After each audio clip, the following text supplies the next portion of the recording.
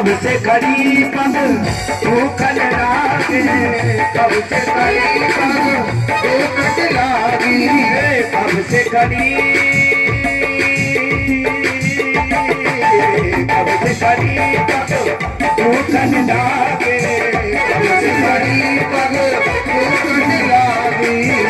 हम तो कैसे बांधो धीर, हम तो कैसे बांधो धीर, लली गली छोट जलियों कनक रघुवीर, लली मारी छोट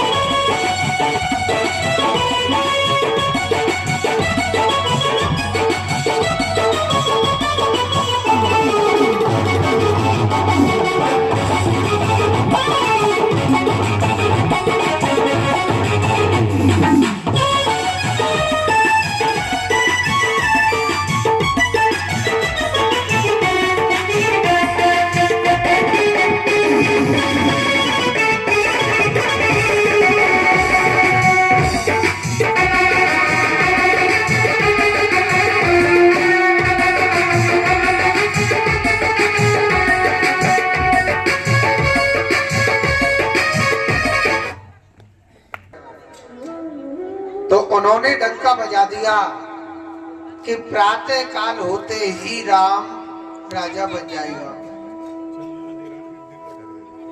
नर चीती होवे नहीं,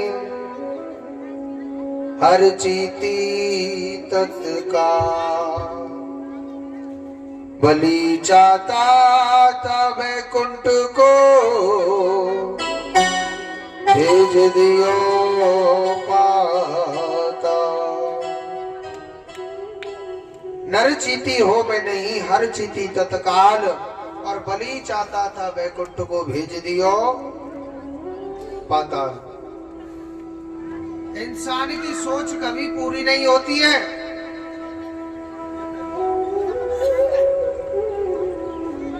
इंसान की सोच कभी पूरी नहीं होती है। जो भगवान चाहता है वही होता है। राजा दशरथ ने डंका बजाया कि प्रातः काल होते ही मेरा पुत्र राम राजा बन जाएगा, मगर वहां राजा नहीं, भगवान राम, लक्ष्मण और जानकी माता कौशल्या कैकेयी माता ने राजा दशरथ से वरदान मांग लिया, अपने 2 वरदान। राम राजा नहीं, राम को तो 14 वर्ष का वनवास मिलना चाहिए।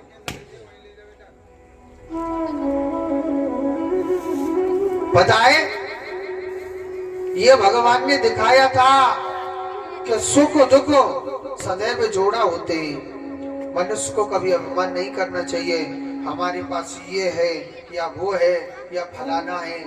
जब बुरा वक्त आता है ना, सगी संतान तक तुम्हारी सगी नहीं रहती है।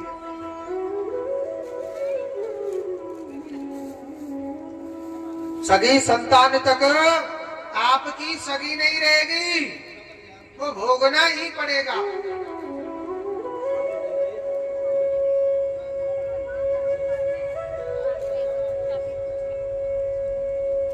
संतान तक तुम्हारी सगी नहीं रहेगी, वो भोगना ही पड़ेगा,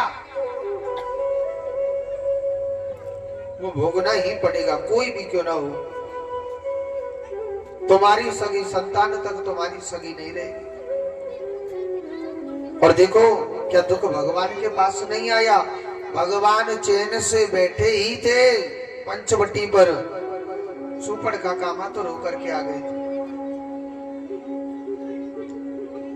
भगवान राम ने और भगवान लक्ष्मण ने उसके नाकान काट दिए थे।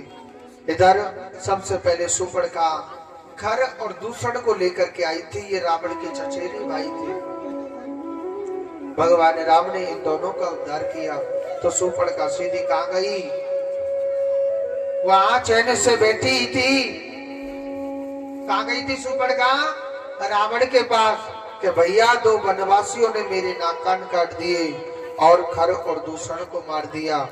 यहाँ स्पष्ट चौपाई कहती है रावण को सब कुछ मालूम था कि खरदूषण मो सम बलवत्ता और मार सके ना बिन भगवंता।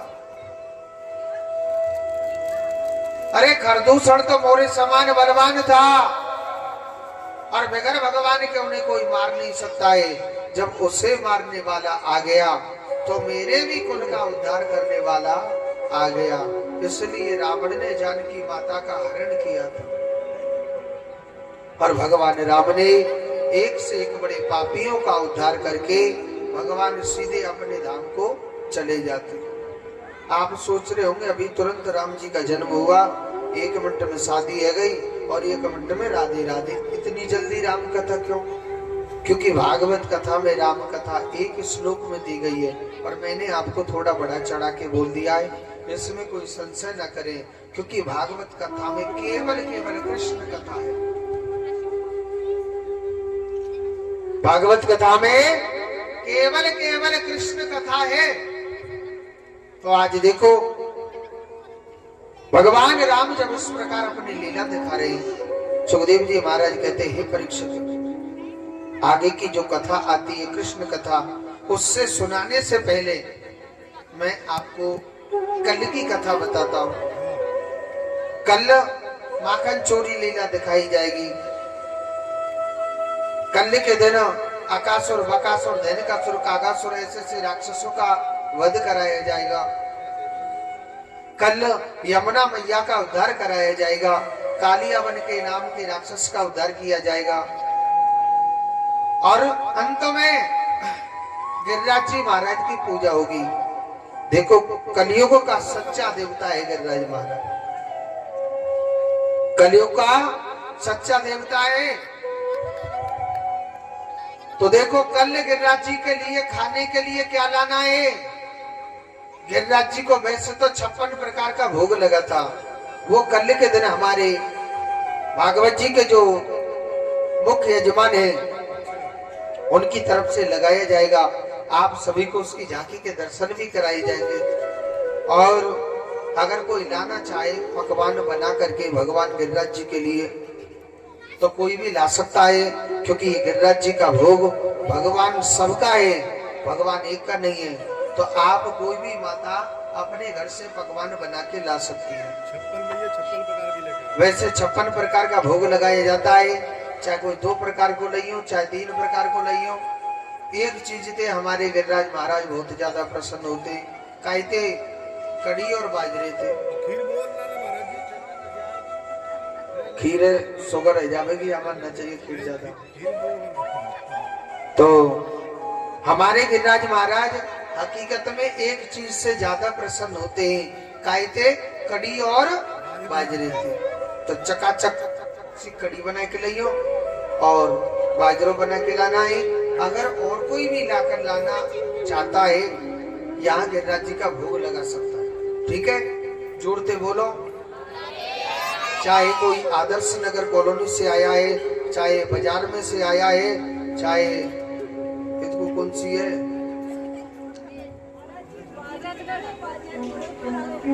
नहीं, कड़ी चावल अन्नकूट की सब्जी। देखो अन्नकूट कहते हैं।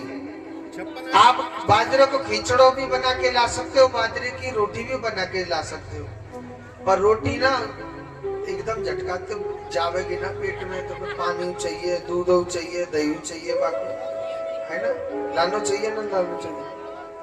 तो वैसे कड़ी बाजरो लाओ, बाजरो कहते हैं, खिचड़ो कहते ना। हाँ जोरते बोलो राधे राधे। और हमारे यजमान जी की तरफ से कल 56 प्रकार का भोग लगेगा। लड्डू है, पेड़ा है, बर्फी है, कचौड़ी है, समोसा है और रसगुल्ला है, रबड़ी है। हाँ जी, पापड़ सकल पार के। अब ही सीकर की बातें। और एक रबड़ी की तरह वो चलिए खाना में काना मुलाला बाबू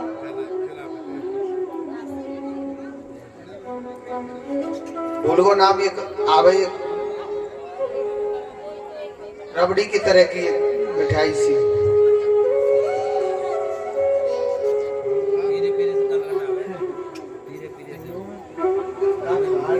रसमलाई हाँ, एक श्रीखंड कोई बर्फ बर्फ आती है, पता नहीं दिन क्या आती है। देखो श्रीखंड भाई भैया तो रबड़ी में हमारे का सीकर में खिलाती थी। महाराज जी खाइए, बड़ी सुंदर मिठाई है, राजस्थान की 1 नंबर की। और पंडित ने कहा करो ज्यादा सी चम्मच और भल है नहीं, कोई श्रीखंड रे, कोई दौड़ी सी आइसक्रीम की तरह है। हाँ, दही को पता ना, सड़ो बसो से बहुत बेकार लगता है वो। तो क्या होता है, वो श्रीखंड वो यूं कहने लग रहे महाराज जी आप इस प्रसाद को पाइए, ये हमारे राजस्थान का बहुत सुंदर है, आप इस प्रसाद को पाना। अब पंडित ने कहा करो ज्यादा सी चम्मच बल रही है, कई बार में सबर ना हो ना, बड़ी बूढ़ी कह में लालादारी के तो सबर ना है, थोड़ो थोड़ो खा लेने ना हो सबर। अब श्रीखंड एकदम खट्टी और वैसी, अब भीतर को भी नहीं जाने की और बाहर भी नहीं, पर वो बड़ी मुश्किलों से खाई थी। मगर हमारे गिरिराज जी को जो प्रसाद लाना है, आप सभी को जो भी आपको पसंद है, आपकी इच्छा है कि अपने गिरिराज जी को मैं 5 प्रकार का खिलाऊंगी, तो 5 प्रकार का कैसे बनेगा, कड़ी और बाजरा, 1 बर्फी का पीस और 1 रसगुल्ला ले आइयो, और 1 वो कारी कारी से मिठाई लेना, वो रसगुल्ला, गुलाब जामुन और 1 कलाकंद, यानी 5 प्रकार का हो गया। आपकी इच्छा है 11 प्रकार, यानी आप कुछ भी ला सकते हो। और हमारे वृंदावन में कहते हैं जो आपको खाने में पसंद हो ना, समझ लीजिए वही मेरे गिरिराज जी को पसंद है। हाँ, जैसे आपको खाने में रसगुल्ला पसंद हो, रसगुल्ला ला सकते हो, ठीक है भैया? तो जोड़ते बोलो।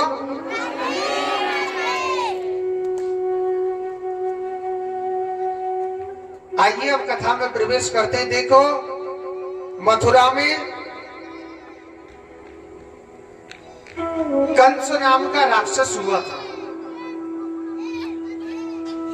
बहुत अधर्म अत्याचार करने लग गया था, पाप करने लग गया था, साधु संतों को दुख देने लग गया था, बड़ा कष्ट देने लग गया था, धन संपत्ति आती थी सबको रख लेता था, बड़ा अधर्मी अत्याचारी हो गया था राजा कंस। साधु संतों को कष्ट देता तो सबसे एक ही बात कहता था, आप मेरे नाम का यज्ञ करो, मेरे नाम का भजन करो, मैं अब इस धरती का मालिक हूं, मैं ही भगवान हूं। मैंने आपको कल के दिन बताई, जो मैं करता है वह दारी को विनाश पक्को आ चुका है। तो राजा कंस जब पाप करता था, देवताओं ने प्रार्थना करी भगवान से कि हे प्रभु, इस मथुरा नगरी की रक्षा करिए प्रभु, ये कंस बहुत अधर्म अत्याचार करता है महाराज, ये बहुत पाप करता है, हे प्रभु इस पापी से हमारी रक्षा कीजिए। भगवान कहने लगे आप चिंता मत करो, हे देवताओ आप चिंता मत करो, इस कंस का जरूर उद्धार होगा, क्योंकि मैं देवकी के अष्टम गर्भ बन करके अवतरित होगा। राजा कंस चाहे कितना भी पाप करे, मगर अपनी बहन देवकी से बहुत प्रेम करता था, अपनी बहन देवकी से बहुत प्रेम करता था। अपनी बहन की सगाई वसुदेव जी महाराज के साथ में कर दी थी, और बड़ी धूमधाम से शादी कर रहा है, हंसी खुशी अपनी बहन को स्वयं साथी बन के विदा करके आ रहा है, और खूब दहेज दिया था। क्या दिया था? खूब दहेज भी दिया था। राजा कंस खूब दहेज देता है, मगर ये जो देवता लोग है ना, इनका मन माताओं के जैसा है। इनके जैसा? माताओं के जैसा। माताओं को कोई कितनी भी गहरी बात बता देना, इनके पेट में कभी बात पहुंचेगी नहीं, तुरंत बता देंगे। ये धर्मराज का श्राप है। अपनी बहन को विदा कर रहा था तो देवताओं ने आकाशवाणी करी, अरे राजा कंस, जिस बहन की तू शादी में हंसी खुशी घूम रहा है ना, इसी बहन का अष्टम गर्भ तेरा काल होगा।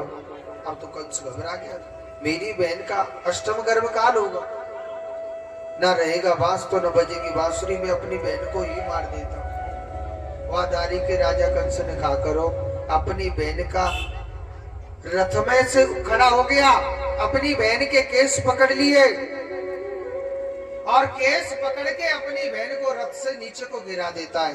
म्यान से तलवार निकाली और जैसे ही अपनी बहन का गला काटने लग रहा तो तुरंत वसुदेव जी ने हाथ पकड़ लिया। अरे अरे अरे कंस, ये क्या कर रहा है? अरे अपनी बहन को अपने हाथों से मारेगा तू? अरे अष्टम गर्भ काली तो होगा, चिंता काहे को कर रहा हूं? मैं 8 संतानों को तेरे काजे लेके दे दूंगा, मगर मेरी पत्नी को तू मेरे सामने नहीं मार सकता। मेरी पत्नी को नहीं मार सकता है।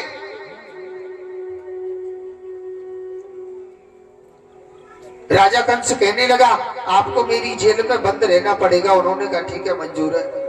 तो उसको जेल में बंद कर दिया था। पहला बच्चा हुआ, वसुदेव जी महाराज लेकर के गए राजा कंस के पास। उसने जोर से पत्थर पर दे मारा था, ऐसे ऐसे 6 बच्चों को मार दिया था। कन्हैया सोच रो लाला जदारी के मामा थे, हमें ये पंगा लेना पड़ेगा, ऐसे काम नहीं चलेगा। साथ में बलराम जी पहुंच गए थे। रोहिणी योग माया से कहा कि हे योग माया, सप्तम गर्भ को आप रोहिणी माता के गर्भ में डाल दीजिए। हल्ला मच गया, सप्तम गर्भ छीन हो गया। 8वें भगवान श्री कृष्ण की तैयारी होने लग रही है। अष्टम गर्भ भगवान श्री कृष्ण की तैयारी हो रही है। अष्टमी तिथि को रोहिणी नक्षत्र को ठीक रात के 12 बजे मेरे कन्हैया का जन्म हुआ था।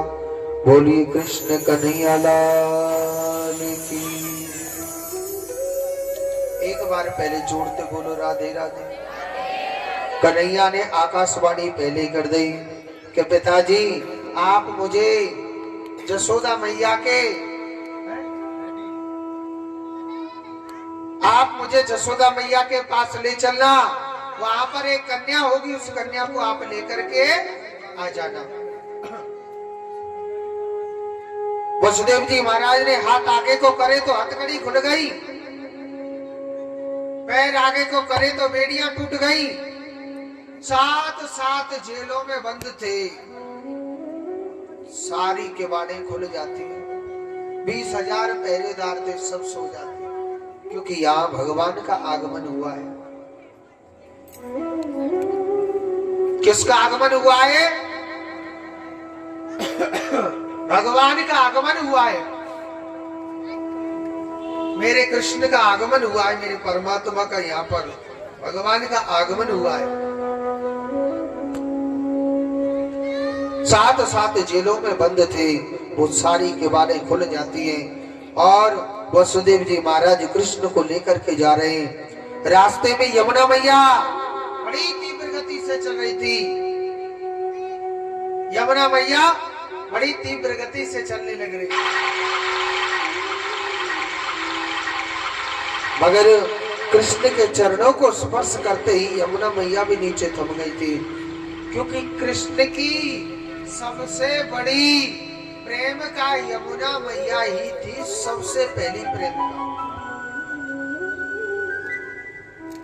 ठाकुर जी से बहुत प्यार करती थी, क्योंकि कृष्ण ने जो भी लीला दिखाई थी यमुना के आगे दिखाई थी।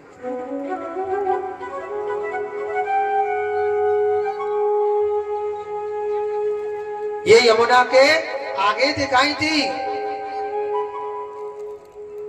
और मैया जसोदा के पास वसुदेव जी महाराज पहुंचे और उस कृष्ण को छोड़ के वहां पर कन्या हुई थी, उस कन्या को वापस लेकर के आ जाते। अब जोड़ते बोलो पहले राधे राधे, ऐसे गुस्सा में मत बोलो, प्रेम से बोलो राधे राधे। अब मैं आपको ब्रज भाषा में कथा सुनाऊंगा, समझ में आवे तो बता दीजिए ना, क्या क्यों मैं तो अपनी गाड़ी चली रही है, ठीक है। तो देखो जसोदा मैया की दो नंद, कितनी, दो ननद आपकी हते काई, दोनों आई भैया कहाँ, अच्छा दोनों आता ला रही, चलो बढ़िया। देख लीजिए, मैं कुछ और बात बताऊंगा, गुस्सा मत कीजिए आप पर। जसोदा मैया की दो नंद, एक को नामो नंदा और एक को का नामो सुनंदा। जसोदा मैया ने कही लाली, अगर मुंह पे लाला हैगो ना तो मैं तुम्हारे काजे ना 9 लखा हार दूंगी, या हार के लोभ के मारे। अच्छा पहले दे दियो का, अच्छा ले भी आई है, देख लीजिए मैया। हाँ सुनंदा तो देख ही ना रही, भतीजन में खो रही है। जसोदा मैया की दो नंदी, एक को नाम नंदा और एक को नाम सुनंदा। जसोदा मैया ने कही, अगर लाली मुंह पे लाला है वो ना तो मैं तुम्हारे काजे ने 9 लखा हार दूंगी, या हार के लोभ के मारे भाभी के घर में 1 महीना पहले तो ही आ गई। हाँ कि चलो भाभी पे ते हार लेंगे। आप उधर मत देखो टेढ़ी टेढ़ी, वो भाभी उनकी है, आप मत देखो गुस्सा में, या हार के लोभ के मारे आ गई। अच्छा सुनो, नंदा सोच रही और दिन भाभी सवेरे 4 बजे खड़ी है, जानती का बात है आज कैसे न ठाड़ी वही। तो नंदा अचक अचक भाभी के कमरा में गई और देखे तो भाभी के कमरा में भाभी के पल्लू की बगल में एक रसगुल्ला के से मोड़े को, कौन के से मोड़े को, रसगुल्ला के से मोड़े को एक लाला सोरो। नंदा सोच रही, हे भगवान मोए अंदाज ऐसो लगे 9 लखा हार आएगो दिखे। हाँ नंदा ने ना भगवान भोलेनाथ से प्रार्थना करी, क्योंकि कन्हैया को चेहरा बड़ो मलूक लग रहा। नंदा सोच रही कहूँ ऐसा तो नहीं लाली है गई हो तो। हाँ नंदा ने भोले बाबा से प्रार्थना करी कि हे भोले बाबा, मैं अपने कसम से झूठ बोल के आई हूँ 1 महीना पहले थे। हे भोले बाबा, ई कैसे भाभी पे लाला होना चाहिए, पीछे चाहे 50 लाली है जाइए, हमें कोई मतलब नहीं, हम तो अपने हार लेके जाते लंबे पल लेंगे। नंदा ने क्या करो, भोले बाबा से प्रार्थना करी थी। और नंदा ने अचक देसी ने पल्लू उठायो और देखे वास्तव में ही वो लाला, बड़ी जोर से खुश भई। मन मन में सोच रही, जी खुशखबरी सबसे पहले कौन को देनी चाहिए, नंद भैया को देनी चाहिए कि नहीं देनी चाहिए। भाई हार को देखो, भाभी ना देंगी, भाभी तो आंख न निकालेंगी, भाई भैया ही देखो हार तो नंद बाबा के पास सीधी खुशखबरी देवे नंदा जा रही है।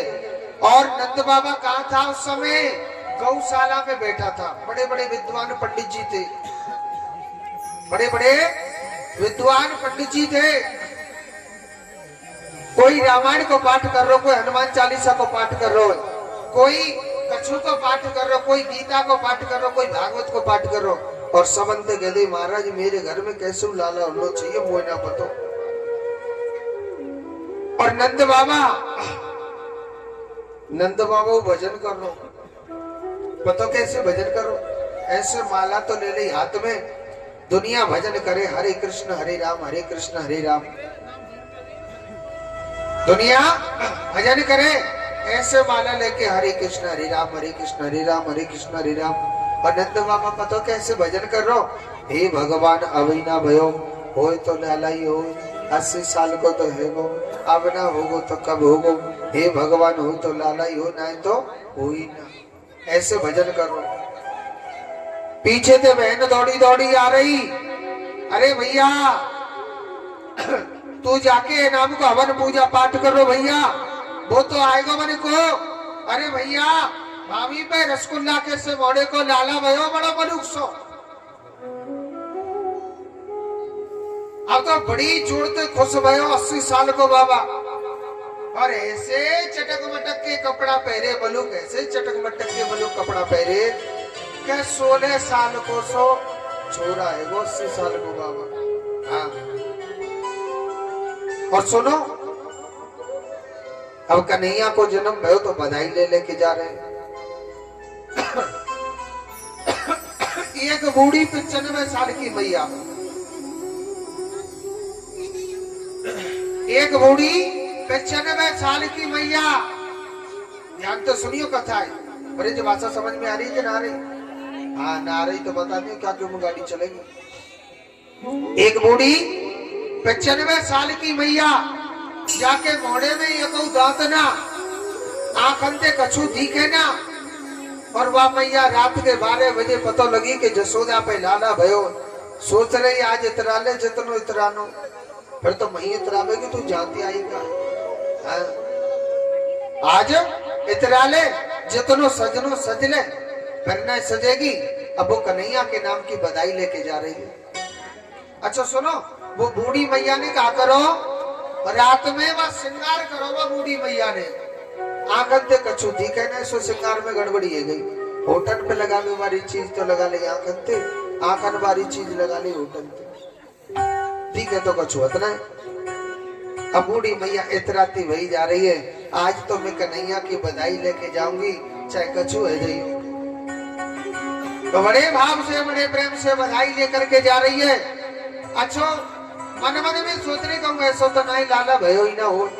बोले चंद्र जी रुको, कहूँ ऐसा तो नहीं लाला भयो ही ना, और मैं इतराती पहुंच जाऊं जसोदा काकेगी आगे दारी की जिले पे नमक डाल में। एक तो अब पहले तो ही लाला ना है, अगर लाला भयो होगा तो ने का तो भीड़ लग रही होगी कि न लग रही होगी। तो देखा था जसोदा मैया के घर के बाहर कछु ग्वालवाल छोटो सा माखन के गोला बना बना के खा रहे। भगवान के बड़े बड़े सुंदर ग्वालवाल थे, प्रताप जैसे ग्वालवाल, प्रदीप जैसे ग्वालवाल, सवाल तो श्री रामा। और सबसे बड़ा ग्वालवाल था जिसको कहते हैं गजेंद्र नाम का ग्वालवाल था, कृष्ण का बहुत भक्त था। एक एक हड्डी चमक रही थी। ग्वालवाल कोई बेचारे को उठा के उधर फेंक देता है, कोई उधर फेंक देता है। सोच रहा आज कान्हा को जन्म भयो तो मैं माखन खा के अंगूर ने कहा पहलवान बनना होगा। तो बूढ़ी मैया वहीं पहुंच गई, कहने लगी अरे लाला तुम यहाँ काय को खेले में लग रहे, क्या बात है? एक ग्वालवाल ने बताओ क्या करो, एक मोटो सो माखन को गोला बनायो और जोर दे बूढ़ी मैया के मोड़े पे मारो। दांत तो उतना जो घटक देसी न पेट में चलेगा माखन का गोला। वो बूढ़ी 95 साल की मैया कह रही लाला यहाँ का भयो? अरे मैया तो यही नहीं पता। अरे मैया तेरे सबरो मोड़ो मीठो है, जसोदा मैया के घर में बड़ा मलूक लाला भयो। बड़ी बड़ी गोपियां आ रही है, सालू जैसी गोपी गई और अनीता जैसी गोपियां वहां पर गई हुई थी, और विद्या सखी वहां पर गई थी। सभी गोपियां जा रही हैं। और देखो कुछ भक्तों ने बधाई दी है, मैं बताता हूँ। कौशल्या देवी गर्ग अजमेर से 501 रुपए ठाकुर जी को बधाई देती है। जोरदार ताली बजाएं। ठाकुर जी इनके घर में उत्सव करवाए।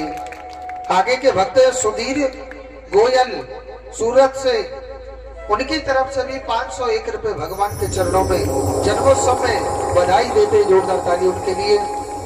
आगे के भक्त सुमित्रा देवी, सुमिना नाम है। हाँ तो इन्होंने गलत नाम लिख दिया। सुमन देवी दिल्ली से ये भी 501 रुपए मेरे ठाकुर जी के चरणों में उनके जन्म के लिए बधाई देती है। जोरदार ताली। आगे के भक्त हैं बजरंग जी लक्ष्मणगढ़ से हैं और ये भी 501 रुपए ठाकुर जी को बधाई देते। जोरदार ताली बजाइए इनके लिए।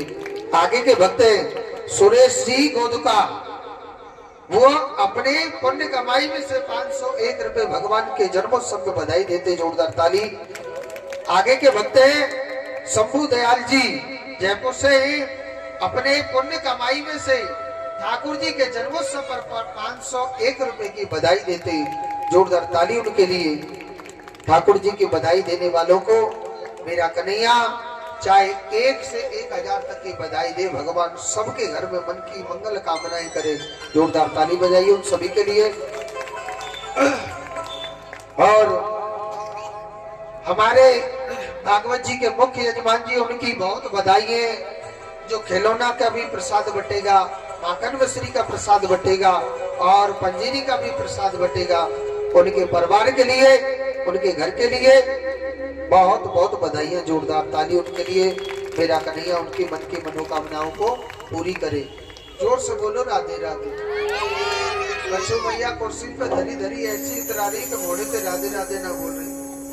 देख लियो ननद जी, जब ही विदाई मिलेगी मोड़े से राधे राधे बोलेगी। एक बार जोर से बोलो राधे राधे।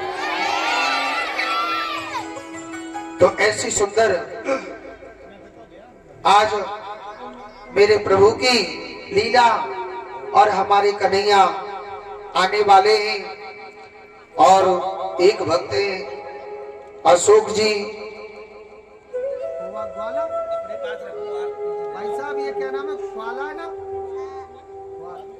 अशोक जी ग्वाला अपनी पुण्य कमाई में से 501 रुपए भगवान के चरणों में और कृष्ण जन्मोत्सव के लिए बधाई देते। जोरदार ताली उनके लिए। अब हमारे कन्हैया आने वाले।